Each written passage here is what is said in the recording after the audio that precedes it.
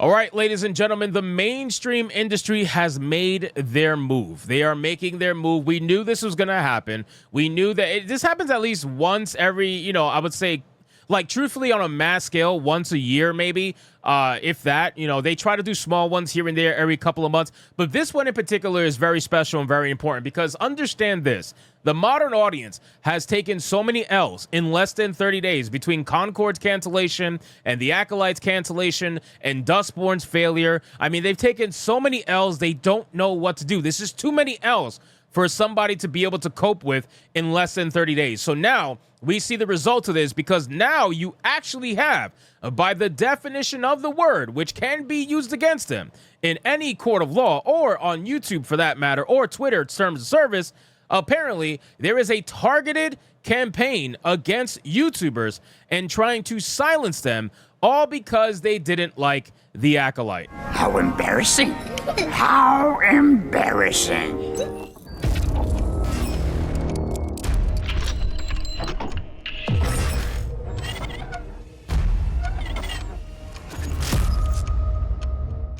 Yes, ladies and gentlemen, the mainstream shills, or the DEI shills, the people who are on Twitter every single day trying to say that the Acolyte was the most amazing thing they've ever seen, and the only reason they're saying that is truthfully because there was a female in the lead or a black person in the lead or something along the lines that fit their narrative. They saw this show and they pretended to love it because their ideology told them to. And don't get me wrong, there are some people that genuinely love the Acolyte, and that's okay. You're allowed to like something that somebody else disliked. We're not going to try to cancel you because you like the fucking Acolyte, but we will laugh at the fact that the Acolyte got canceled because clearly not enough of you guys showed up. So let's get into this article, guys, from That Park Place. But of course, before we do, if you are new here, just consider hitting that subscribe button. I would greatly appreciate it, and like the video to push us out into that YouTube algorithm. The headline reads, "The Acolyte cancellation backlash, seemingly organized effort underway to have YouTube silence critics of the show." Now, they've been trying to do this for a while, okay? The mainstream industry has completely and utterly lost the control over the conversation. They used to have the control. They miss it. They desire it. They need it, really, more than anybody else. Mainstream gaming journalists, mainstream TV, movie journalists, all these kinds of people have lost control over the conversation, and now YouTubers are in control of that conversation, and they know it, right? As much as they don't want to admit it, their websites don't get many clicks. Their articles don't get many clicks. At the very least, the ones that are at the top, right? IGN, maybe not. Kotaku's not even at the top anymore. Kotaku's fucking trash. I get probably more views on my channel than Kotaku gets in a month. It's fucking pathetic, and I'm a small YouTuber. So imagine how they must feel about YouTubers like Geeks and Gamers, Nerdrotic, Critical Drinker, all these guys who get massive amounts of views. They are trying to take them down.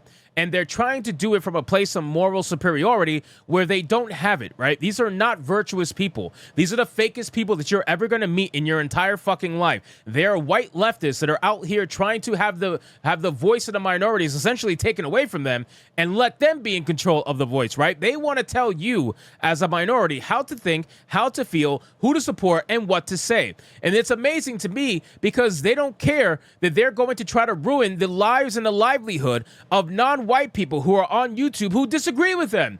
In their mind, they cannot come to even close of an understanding that there are non-white people in the thousands that do not agree with what the mainstream shills are trying to say about the Acolyte. So they're trying to pretend as if they're going to take down Geeks and Gamers, Nerdrotic, and the Critical Drinker, all because of racism, when at the end of the day, there are people out there in those communities who are not white that agree with them. So their entire narrative just gets completely and utterly fucking destroyed, and it comes from the place of a white savior complex. This is something that we deal with all the time.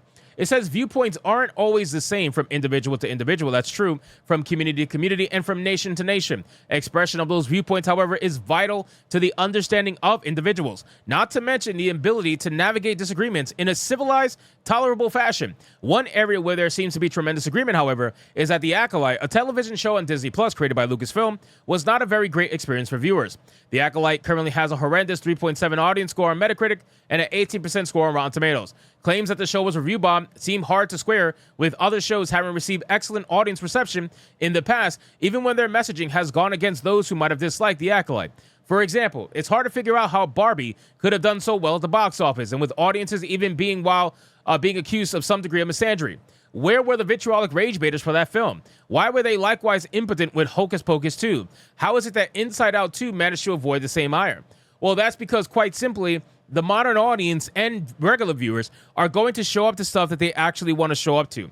That's just the facts, right? So with Barbie was the Black Panther for women, right? You know how black people felt like they weren't black if they didn't go to see Wakanda, Black Panther, if they didn't go see that movie. They literally made it an event, and the marketing was based around that. They were like, oh, this is a film for black people. Finally, black people get to see themselves. All this fucking nonsense that they spewed. So eventually what ended up happening is that the modern audience in that community thought to themselves, well, shit, if I don't go see this movie, not only am I not black, but I don't support black people. I gotta go see this movie. And then every white person, too, who shills for that kind of stuff, like, yeah, I gotta go see this movie because if I don't, shit, I'm gonna be labeled racist. I can't have that. And guess what? While those two communities were doing it for ideological purposes, there were actual comic book fans that wanted to go see Black Panther because they love the fucking character. White, black, or whatever. They were just like, I just want to go see Black Panther. I'm dying to see this guy on screen. So, again, this whole bullshit is null and void if you make a movie that both sides actually want to see. The problem with The Acolyte is that it was divisively marketed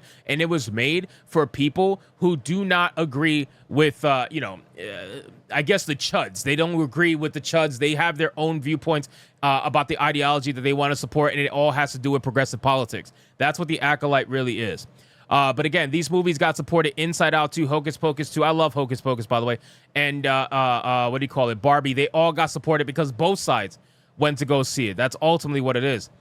It might be that audiences are not so easily predicted. They're not. And they try to pretend like they are, but they're not. And it also might be that there's simply little substance to the claims that Acolyte's under attack from some crazed group of people. Let's go over what's actually going on, because we already know about the 8-minute video about Amanda Stenberg and her fucking diss track and then her response and all that stuff. It's a joke.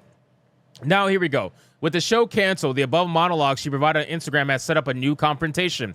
The claim is that folks didn't watch the show because of hatred, not because of poor writing, acting, or anything else. Instead, disliking the show is now synonymous with the worst of society. It's then easy to see how such an environment can breed a new, seemingly organized event to demonetize and strike down prominent voices who failed to review The Acolyte well. It doesn't matter if they like X-Men 97, Godzilla -1, Star Wars, The Clone Wars, or The Rebels, or any other entertainment offering. All that matters is if they review The Acolyte poorly, they must be silence. And that's exactly what it is, man. It doesn't matter, because these people are the actual grifters by the definition of the word. They do not consume Star Wars on a regular basis. They're not actual real Star Wars fans. They saw a show that virtue signaled to their ideology, and they went on Twitter and pretended to like it. And then when the show got canceled, they all got together on a Discord that they're already in mostly anyway, because you have all of these shills together on a Discord. You have these gaming journalists on a Discord together. All of these other YouTube content creator leftists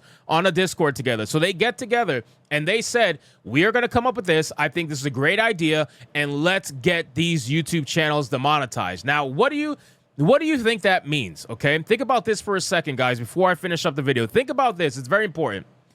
They are trying to say that the message that Geeks and Gamers, Nerdrotic, and Ryan Cannell, the message they're putting out there is harmful to minorities, it's racist, it's misogynist, it's phobic, and it basically should not be heard, right? So what's their idea, right? If you genuinely thought that what Geeks and Gamers and Nerdrotic and whatnot were doing was harmful to minorities, wouldn't you want it silenced? Wouldn't you want it silenced?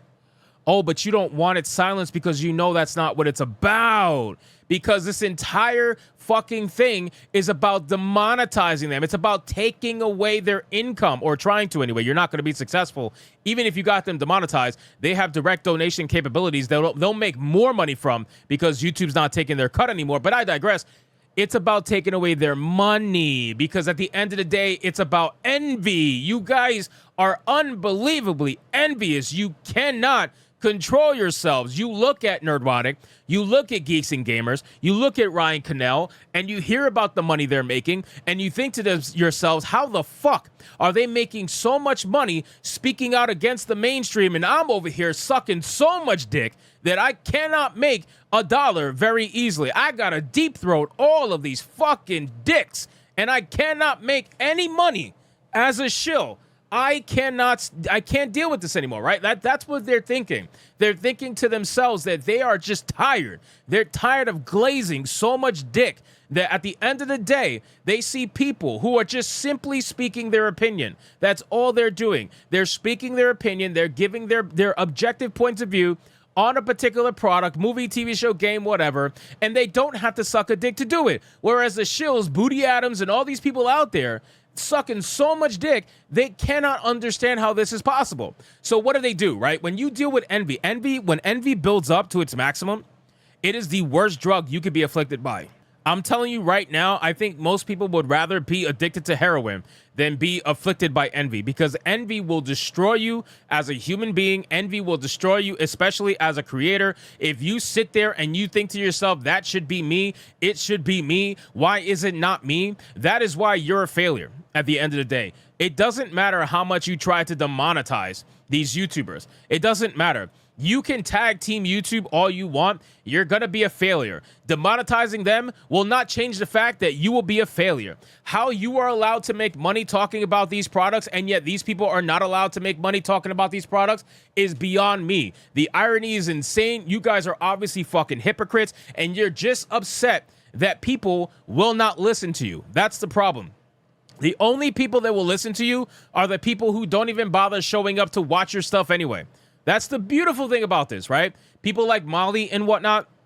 Okay, so you want to show for the mainstream, you could barely get over 100 viewers on a live stream, right? Like, what are we doing? You guys are envious, you're upset, you're angry, and you don't know how to cope. So you all got together on Discord and you said, we're going to try to demonetize them, because it's not actually about silencing the opinion. It's not about the opinion at all. It's not about protecting minorities, and it's not about stopping racism. This is about stopping the money flow that is going to ideological opponents that do not agree with you, and you think by demonetizing them that you're going to discourage them from making more videos. Let it be known that you are not going to do that. You are going to cause a massive, and I mean unbelievably massive, Streisand effect that is going to take over all of YouTube on this particular side of the aisle if you try to demonetize these creators. Not only are they going to get bolstered more than they have already ever been, but then they're going to make more money than they ever have in their lives, which is crazy because they already make money as it is. So you guys have no idea. You know what? Keep going. Keep going. Keep doing what you're doing. Go ahead. Keep trying to demonetize YouTubers and showing exactly what the fuck you are, which is envious fucking losers. They have nothing they ever going to contribute to the social climate. You guys will contribute nothing, and you'll sit there on your Discords talking about the chuds. They consume your entire life, and we never talk about you. That's the amazing thing. We never talk about you fucking shills, aside from the mainstream ones that write articles and whatnot because we cover it for content. Otherwise, the people on Twitter, Booty Adams, bro, we almost never talk about you. So anyway, guys, thank you so much for watching this video. Hope you did enjoy it. If you did, consider leaving me a subscribe. I would greatly appreciate it. Don't forget to like the video, comment, let me know what you thought, and I'll see you guys on the next one. Hypnotic out.